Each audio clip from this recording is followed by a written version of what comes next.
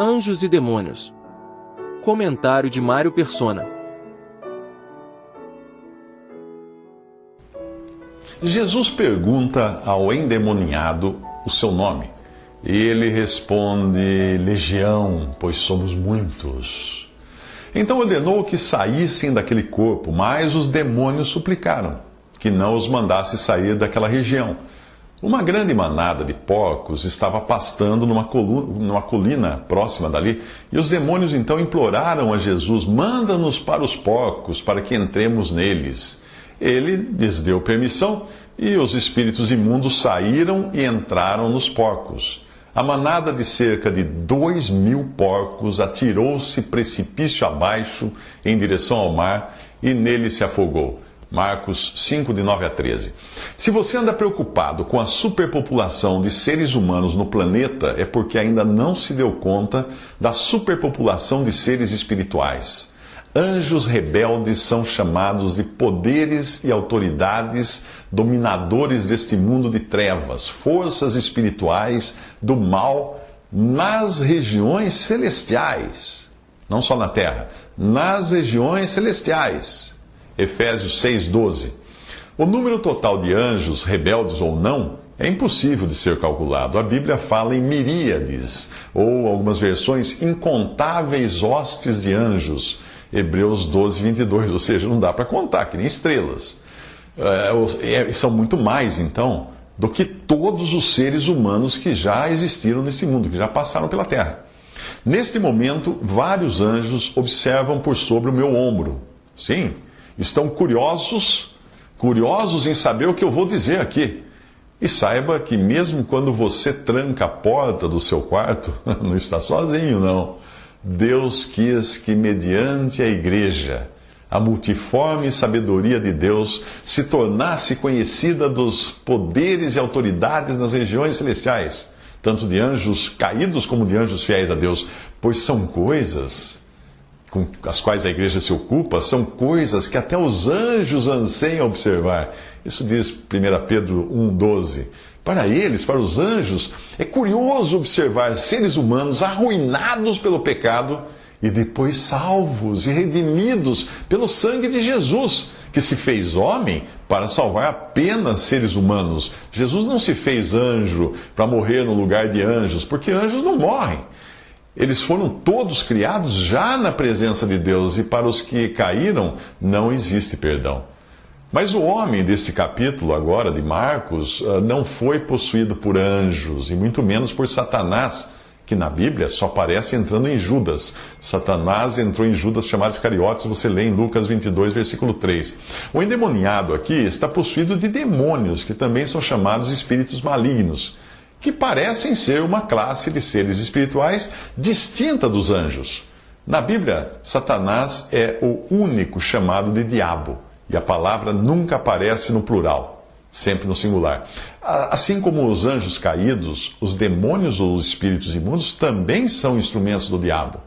A Bíblia não nos diz qual é a sua origem, se são anjos caídos ou se são outros seres que teriam existido antes da criação de Adão e que caíram junto com os anjos. A Bíblia não diz. E para aquilo que a Bíblia não diz, nós não temos também o que dizer.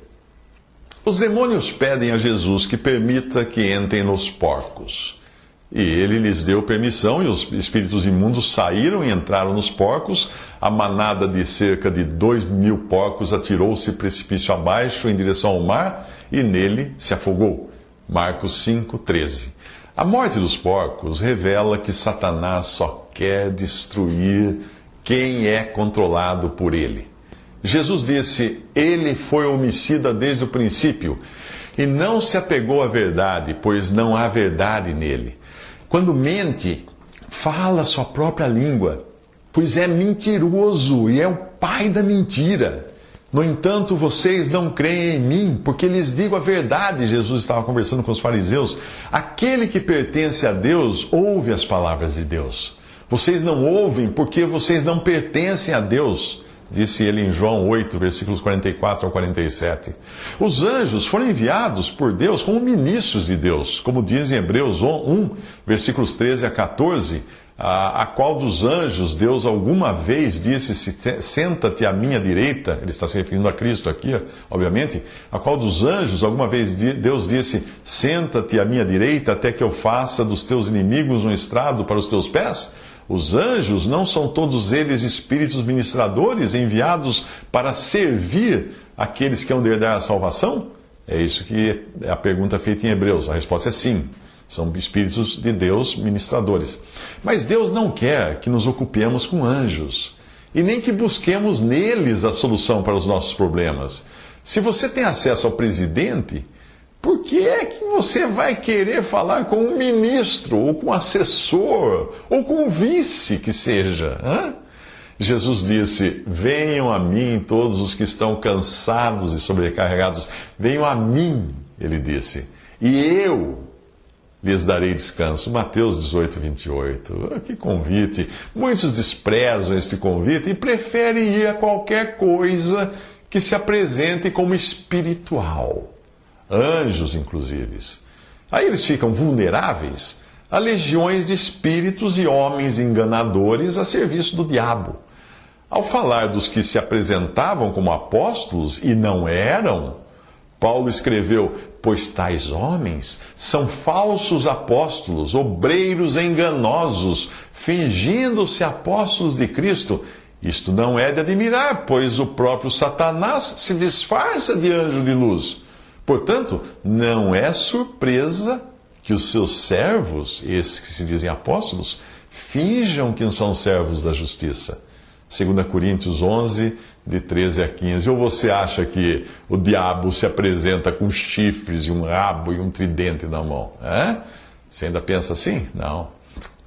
O diabo, ele vicia pessoas com sinais e maravilhas para que mais tarde elas façam parte da plateia do anticristo. O homem do pecado, o filho da perdição, cuja vinda é segundo a eficácia de Satanás, com todo o poder e sinais e prodígios de mentira, e com todo o engano da injustiça, para os que perecem porque não receberam o amor da verdade para se salvarem.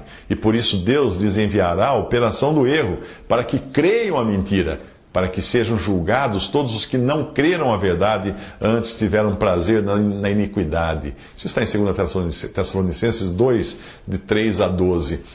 Você se satisfaz com Cristo ou precisa de uma dose diária de sinais e milagres para sobreviver? Hein? Depois de Jesus libertar o homem possesso de demônios e permitir que estes entrassem nos porcos suicidas, os que cuidavam dos porcos fugiram e contaram esses fatos na cidade e nos campos. E o povo foi ver o que tinha acontecido. Quando se aproximaram de Jesus, viram ali o homem que fora possesso da legião de demônios, assentado, vestido em perfeito juízo, e ficaram com medo. Os que o tinham visto contaram ao povo o que acontecera ao endemoniado, e falaram também sobre os porcos. Então o povo começou a suplicar a Jesus que saísse do território deles. Marcos 5, 14 a 17. Humanamente falando, os cidadãos estavam com a razão. Se eles perdessem 2.000 porcos para cada liberto por Jesus, imagina o impacto que isso teria na economia local. Há quem prefira Jesus longe, para não perder amigos e oportunidades nesta vida, sem perceber a eterna solidão na qual poderá mergulhar de repente com a morte.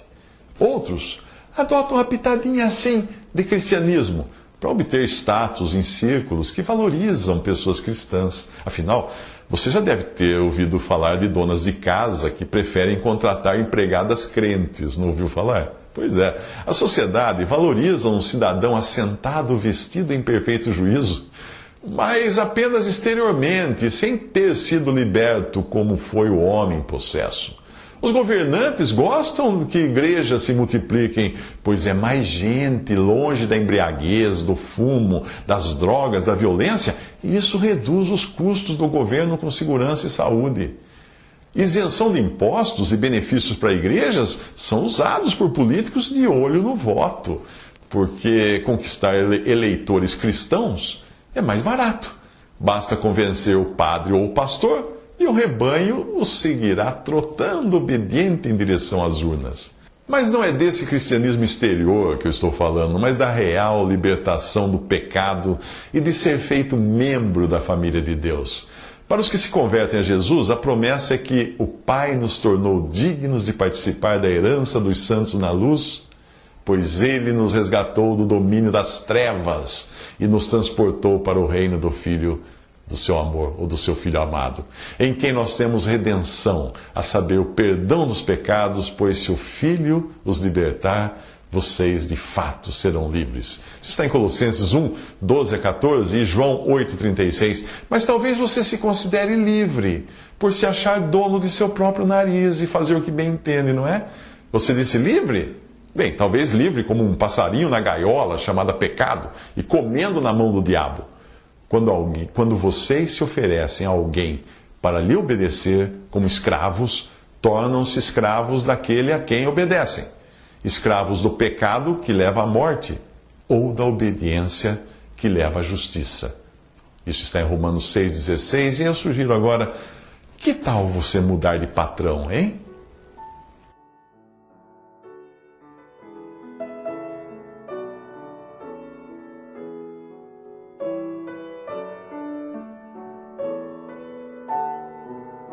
Visite Respondi.com.br. Visite também 3minutos.net.